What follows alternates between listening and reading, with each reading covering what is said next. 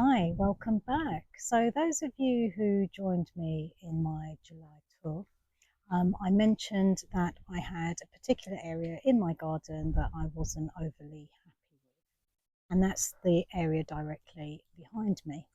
And the reason why I'm not happy with it is there are a few little reasons, and I'll just recap. I have a cherry tree here, which I want to keep.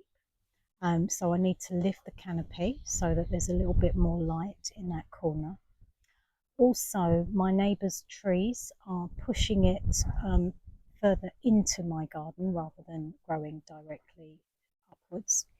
And also, there's a tree behind this section. It's elderflower, I believe, and it's got lots of berries. And the pigeons like to perch on my cherry tree or the elderflower and eat the berries, which is fine.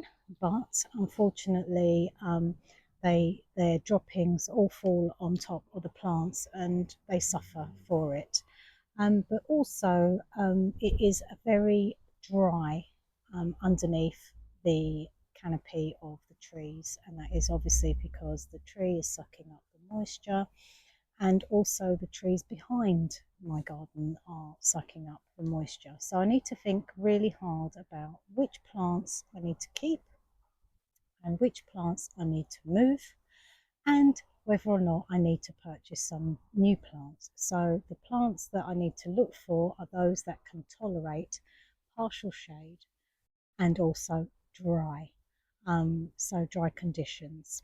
And I need to think long and hard about that. So this is the first part of a series of videos, or it may be just one long video, I'm not sure yet, where I will step by step do the necessary bits and bobs to try and make the area look really lovely and pleasing as the rest of my garden. Okay, let's take a little bit more of a detailed look because we really need to plan things out before you start.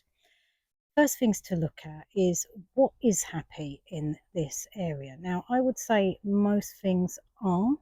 However, the whole look is not cohesive. I have a euphorbia here, which is doing really well. It's outgrown its situation. Some of the time it flops. I did cut it back earlier in the spring so that it would come back stronger and upright. So that's doing well. However, I'm not a big fan of mixing plants like euphorbias with things like the hydrangea here. So I think this needs to be pulled out. I might add, this is really not the best time of the year to do this, but I do have a plan. I will lift this, cut it back and keep it in a pot until I have somewhere to place that euphorbia. And I have a really lovely spot in the front garden. I've got a very small front garden, but it gets the heat all day and the sun all day. So that plant will be really happy there in dry heat. Now, this hydrangea here, paniculata, I think it is, I'll have to try and find the ticket, and I will do, and I'll let you know what it's called. It needs more sun.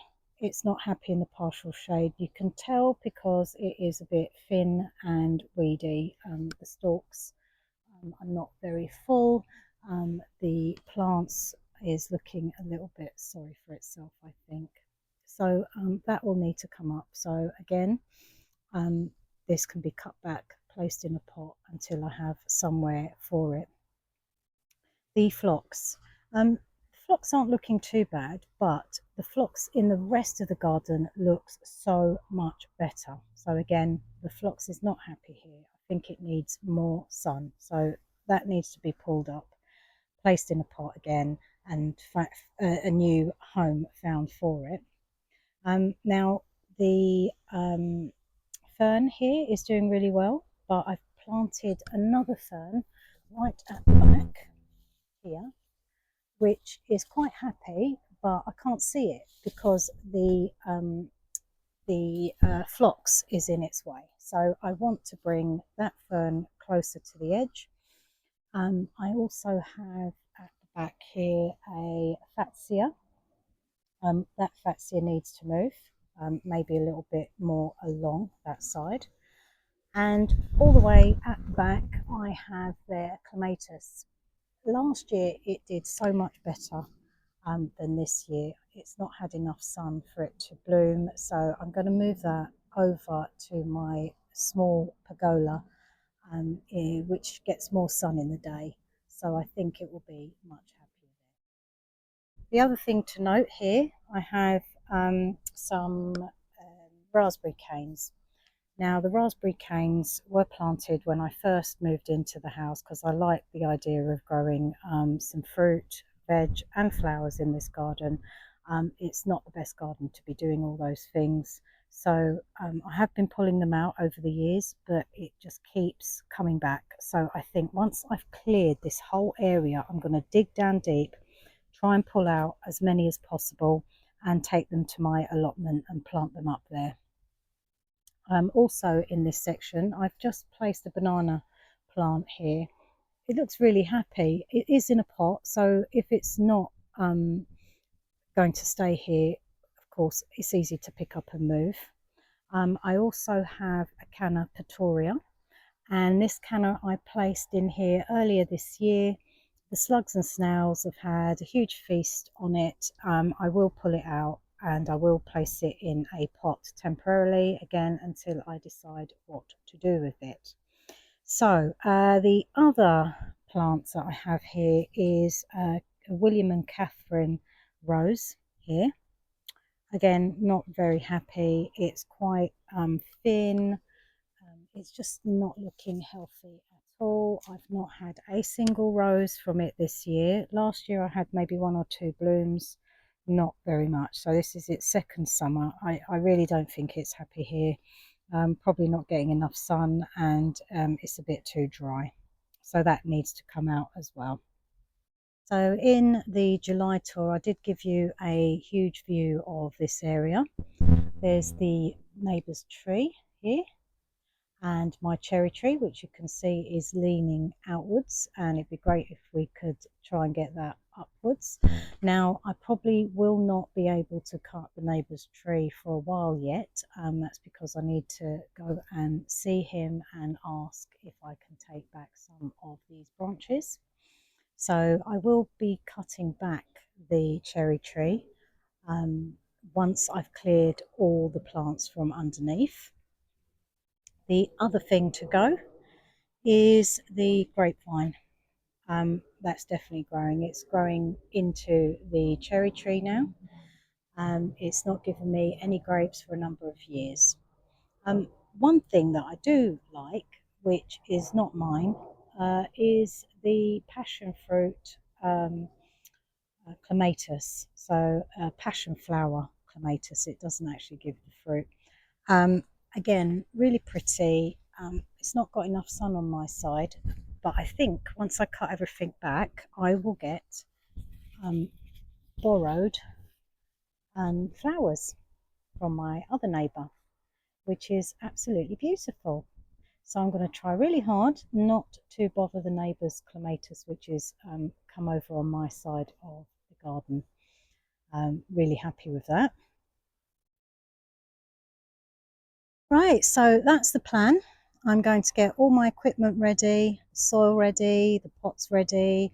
I'm going to get some tarpaulin down so that I can cover the grass so the soil doesn't spill out onto that.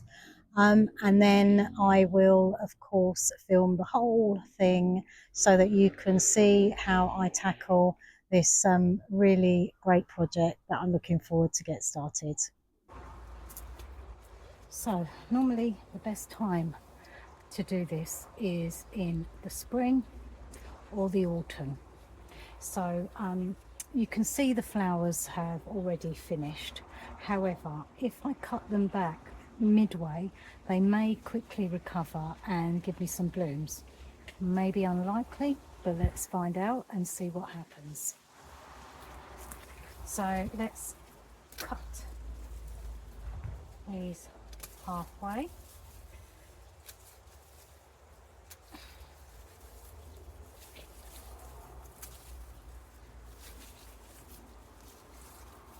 Now, I'm sure that these phloxes have spread a little bit. So I don't remember planting such a big spread. So that's quite a good sign that it is a healthy plant.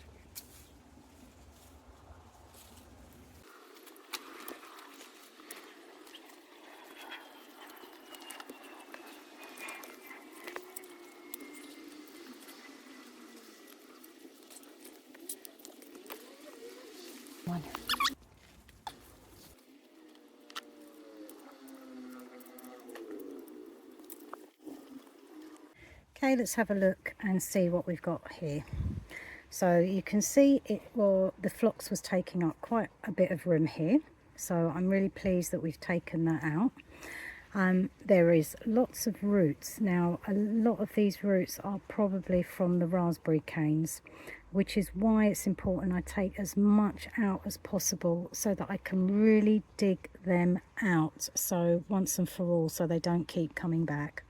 So you can see right at the back there, those are raspberry canes that have gone on runners underneath the soil, and they're just going to keep popping up if I don't give it a really good clear out. Okay, so I have found the little label that came with the hydrangea. It is a ruby Annabelle, which really looks pretty in the picture. I think I bought this on a reduction and on a whim, and I didn't have anywhere to put it, so that's why I put it there. And I think I had meant to move it, but never did. So let's have a quick look and see where the best place to plant this is. Okay, it says beautiful hydrangea with big flowers, beautiful red pink colour, strong branches, plant continuously produces new flowers to enjoy the whole summer long. Flowering period June to September, 40 to 60 centimeters to prune. Place in the sun or semi-shade. Okay, and it is frost resistant to -30. So I think this particular ruby Annabelle needs to be somewhere lighter than there. So I may pop that in a temporary pot for a while. I've cut it right back, so I know it's not going to give me any flowers now, but I hope to get it to a decent height to see it through the winter, and then plant it up in its final position in the spring possibly. I've got a few ideas where I can place it, so let me just dig it up and see what we do next. Okay, let's just quickly see what we've got here so far. The hydrangea Annabelle, now we know is a ruby Annabelle. I've cut it right back. It's got quite weak stems, so I'm going to tidy this all up. It will come back. It looks like it's got a very good root system, so I'm not overly worried. It will just take a long time to get it to looking like, you know, like you've just bought it from the nursery. So, but it will get there. I've pulled out a fern. This one hadn't obviously been there long, because you can still see just about the pot, what it would have looked like just freshly out of a pot, so that one should be fine. What is surprising after I've pulled everything out is the amount of phlox that I have here. So it had obviously spread looking for areas that it was happy in, because the main part was in one section, and then some of it was quite far away from the original plant, and I'm sure I did not plant more than one plant. So this is quite exciting because I've got lots of spare plants. I will probably have to put some of this in pots They'll either go to a new home or I will find a new home for them in my garden. I've also pulled out the Fatsia here. Fatsia, I think it's green fingers. Yes, Fatsia green fingers. This was new for this year. So again, you can just make out the root ball here from the pot. I already have an idea where I'd like to put this, so I'm just going to put it in a temporary pot, because what I don't want to do is replant it in the position in this corner, because I think it will be fine here. I don't think I want to rush it, because I need to clear the area out completely before planting in, and I don't want to plant it and then have to carry on clearing around it. So I'll probably place that in a temporary pot.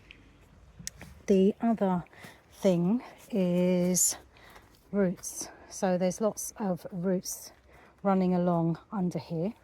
I think most of it will be from the cherry tree. So you can cut back roots and they will spread out again, so that shouldn't be a problem. So I am going to next cut back the grapevine and then reevaluate what more I can do today.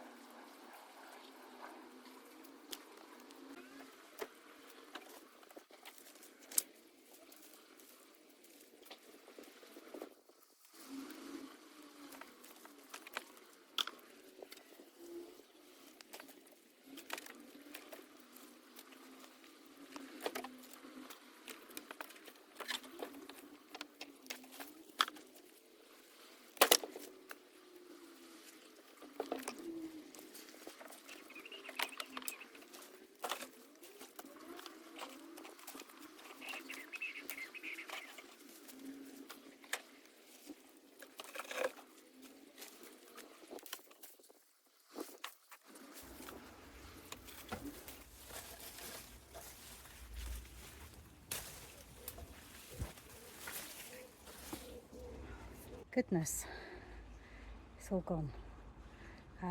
Now I can wave at some of my neighbours at the back. So let me just show you the debris that I've just pulled out. Here we are. There's grapevines, there's a little bit of the clematis, the passion fruit clematis, and there's bits of the cherry tree here as well. Some of it has collapsed here. There is my banana tree in a pot, doing quite happily here. I will just temporarily move it out so that I can dig up the grapevine.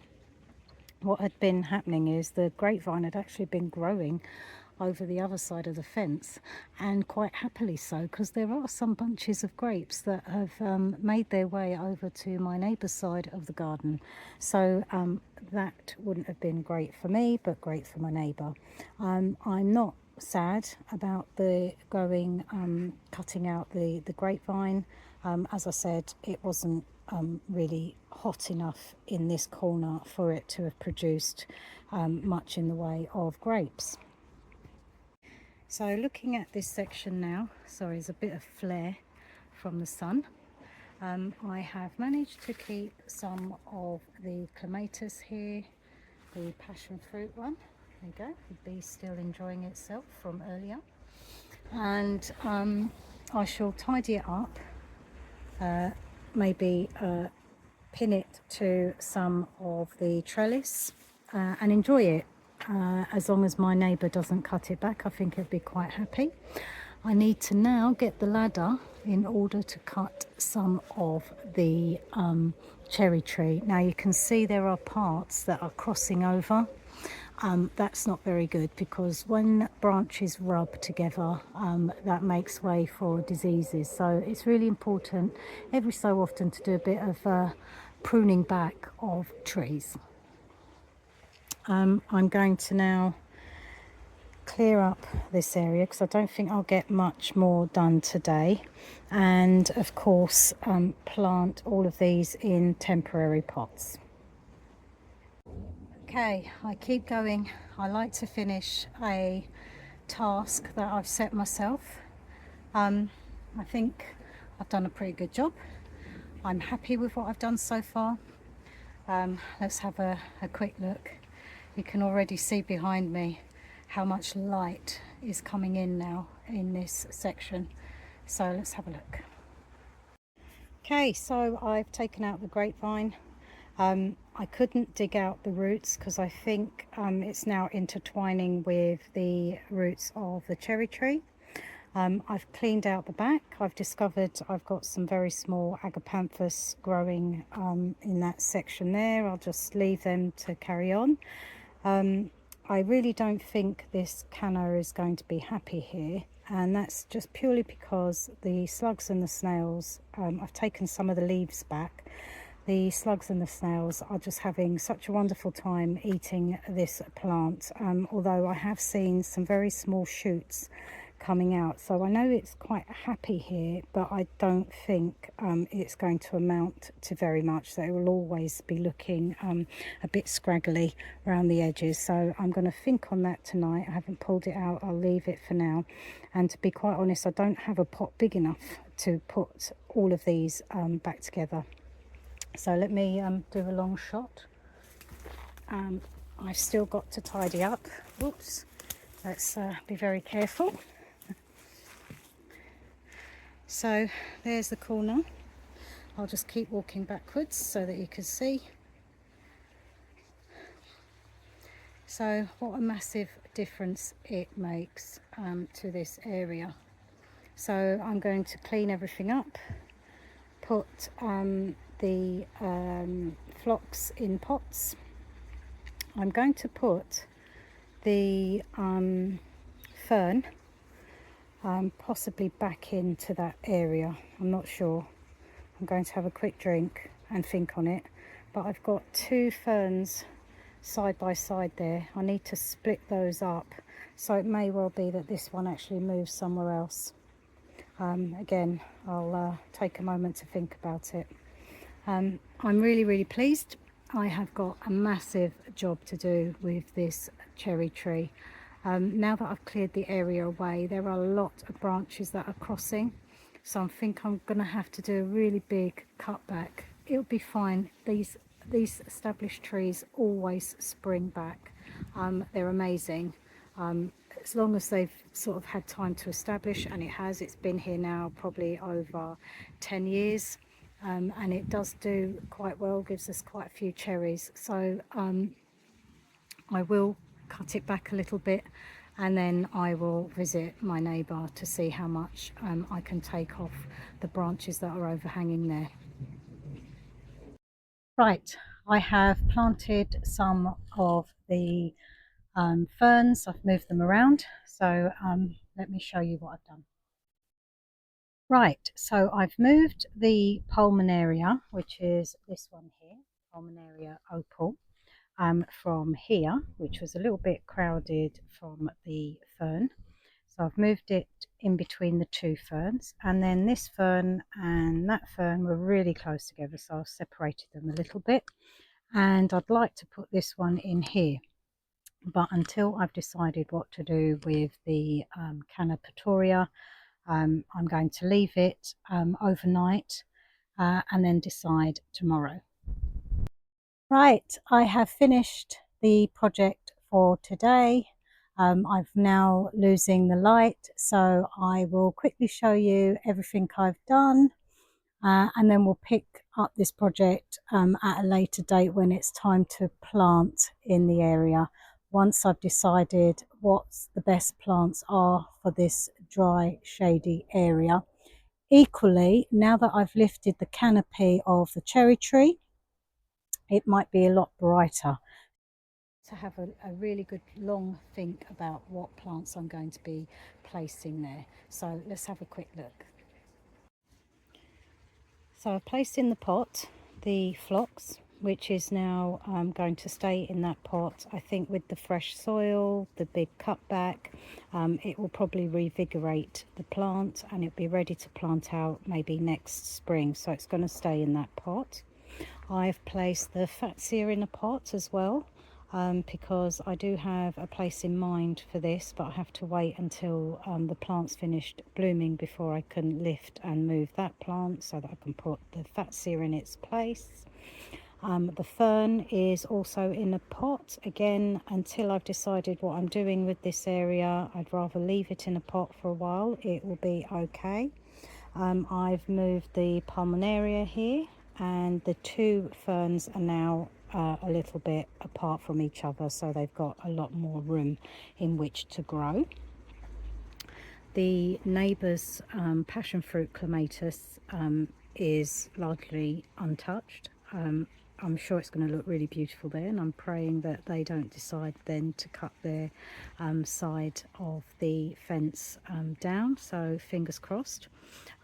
Now we've lost a lot of the light, so I will have a look and think about how I'm going to plant this area, because I do think it will be a lot brighter. So tomorrow and Monday I will have a look and decide what to do with this area finally.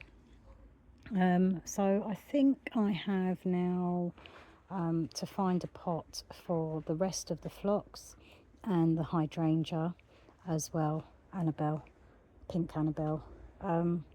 So I hope you've enjoyed this video. Please do subscribe, make any comments. I hope you've enjoyed being with me today during this project. Take care now. Bye.